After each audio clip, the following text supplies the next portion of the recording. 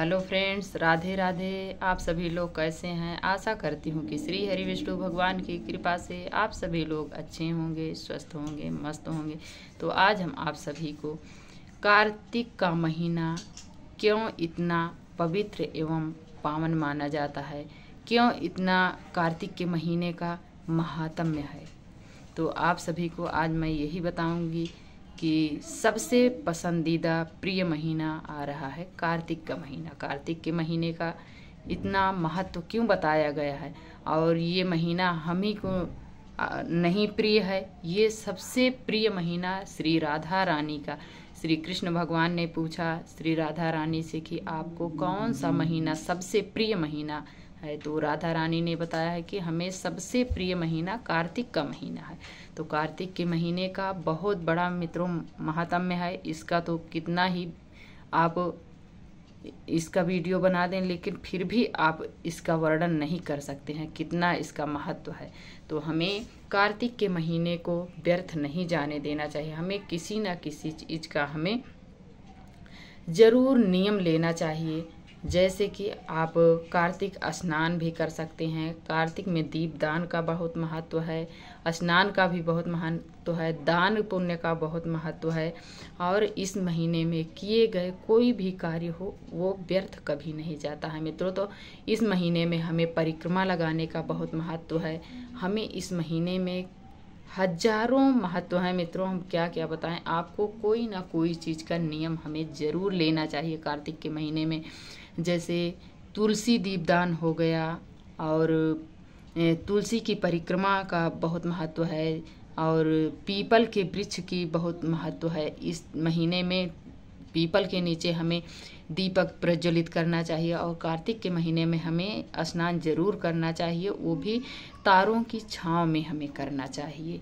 मतलब सुबह भोर में हमें जल्द से जल्द उठकर हमें स्नान करना चाहिए। और इसका बहुत बड़ा महत्व है, इसलिए कि मित्रों ये जो सत्यधामा हैं श्री कृष्ण भगवान की पत्नी, ये कार्तिक के महीने में, पूरे कार्तिक के महीने में उन्होंने स्नान किया था, तभी तो वो भगवान जैसे पति पाई हैं।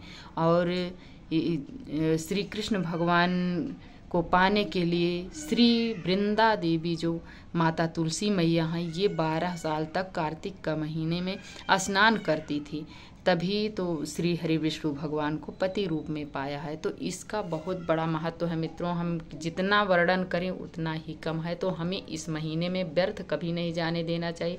हमें जितना से जितना हो सके उतना हमें ज़रूर करना चाहिए कार्तिक के महीने में। जैसे बहुत सारे पर्व भी आते हैं, जैसे दीपावली हो गई, धनतेरस हो गई, और भाई दूज हो गई, और ये पापांकुश एकादशी भी आती है। तो हमें इसमें ज़रूर अपना कोई ना कोई चीज़ का हमें ज़रूर नियम लेना चाहिए।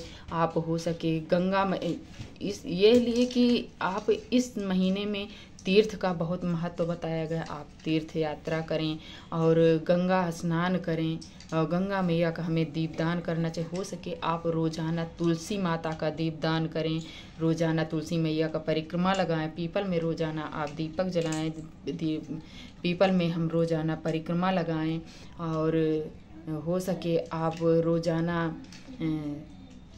कुछ ना कुछ आप दान पुण्य करें। मतलब कार्तिक के महीने में हमें कुछ ना कुछ ऐसे पुनीत कार्य करना चाहिए, जिससे कि कहते हैं कि इस महीने का किया गया पुण्य फल कभी व्यर्थ नहीं जाता है। हमें इस महीने का किया गया ये पुनीत कार्य, हमें मान सम्मान धन दौलत की कमी कभी नहीं होती है। और इस महीने में स्नान करने से हमें आरोग्य होते हैं, हम रोग से मुक्त हो जाते हैं। इसलिए कि ये श्री राधा रानी का प्रिय महीना है, और हमारे श्री बांके बिहारी जी का। और कहते हैं इस महीने का एक नाम है दामोदर भगवान के नाम से भी ये जाना जाता है।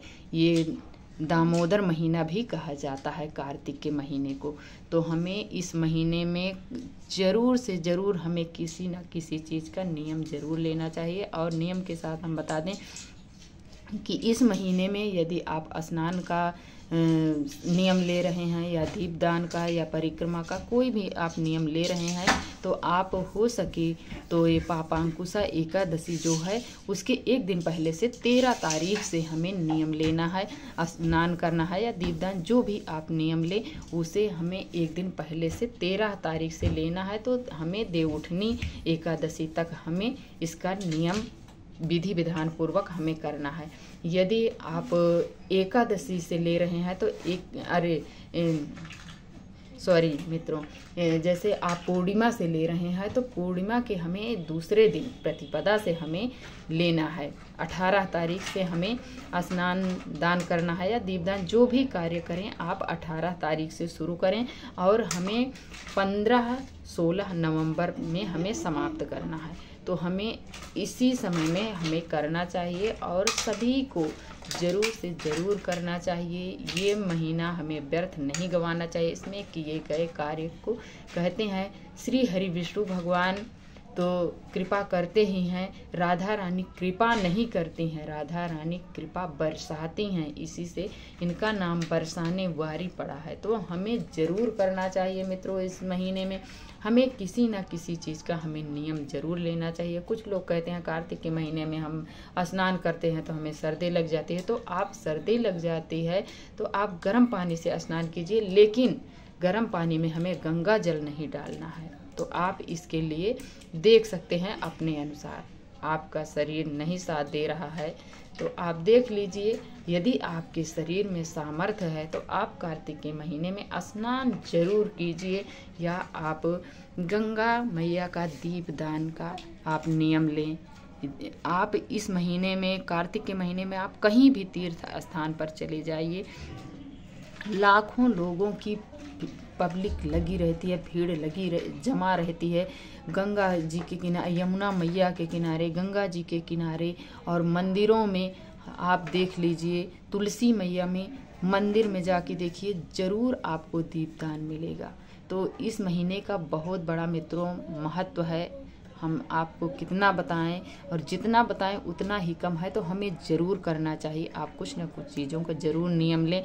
हमें इस महीने में तुलसी मैया को और घी का हमें दीपक जलाना चाहिए, घी का ही हमें दीपक जलाना चाहिए। और आप गंगा मैया के नाम से आप कहीं नहीं जा पा रहे हैं तो आप अपने घर पर ही गंगा मैया के नाम से दीपक जलाएं, पीपल में दीपक जलाएं, मंदिर में दीपक जलाएं, आकाश के नाम से दीपक जलाएं, तुलसी मैया में दीपक जलाएं। अरे हम क्या क्या आपको बताएं, बहुत सारी चीज़ हैं कि आप नियम ले सकते हैं, हजारों नियम हैं, आप कोई भी नियम ले सकते हैं। इस महीने में दान पुण्य करें, आप परिक्रमा लगाएं तुलसी मैया की, और उसमें पीपल में, आप मंदिर में भगवान भोलेनाथ की, आप कार्तिक के महीने में श्री हरि विष्णु भगवान की जो भी आपको सहज पड़े, सरल पड़े, वो नियम आप ले सकते हैं। लेकिन कार्तिक के महीने को हमें व्यर्थ नहीं गंवाना चाहिए। आप सभी को मैंने बता दी हूँ कि कार्तिक के महीने में श्री राधा रानी मैया भी कार्तिक महीने का रोजाना नियम से वो भी स्नान करती थी और तारों की छांव में स्नान करती थी। मित्रों, इसका आप ध्यान दीजिए, वीडियो को ज़रूर ध्यान से सुनिएगा ताकि आप सभी को सारे नियम और डाउट्स आपके क्लियर हो जाएं। और कहते हैं कि ब्रज की जो गोपियां हैं वो भी कार्तिक में स्नान की थी। कार्तिक स्नान करने के बाद ही उन्हें कृष्ण भगवान मिले थे जो उनके साथ रास रचाए थे। बताओ, इतना बड़ा महत्व है। तो आप सभी को मैं विश्वास करती हूँ कि आप सभी लोग किसी न किसी चीज़ का नियम ज़रूर लेंगे और लेना चाहिए। मित्रों, हमें इस महीने में ज़रूर करना चाहिए। तो ये वीडियो मित्रों आप सभी को कैसी लगी? यदि थोड़ी भी अच्छी लगे तो हमें लाइक सब्सक्राइब करना ना भूलें, प्यारा सा कमेंट लिखकर हमें ज़रूर बताएं और बेल आइकन को प्रेस कर दें। आपके मित्रों एक लाइक से हमें बहुत हिम्मत एवं प्रेरणा मिलती है, तो आप ज़रूर कीजिएगा। और मेरा नया चैनल है, आप सपोर्ट कीजिए। और वीडियो देखने के लिए आप सभी को बहुत बहुत धन्यवाद मित्रों। जय श्रीमन नारायण।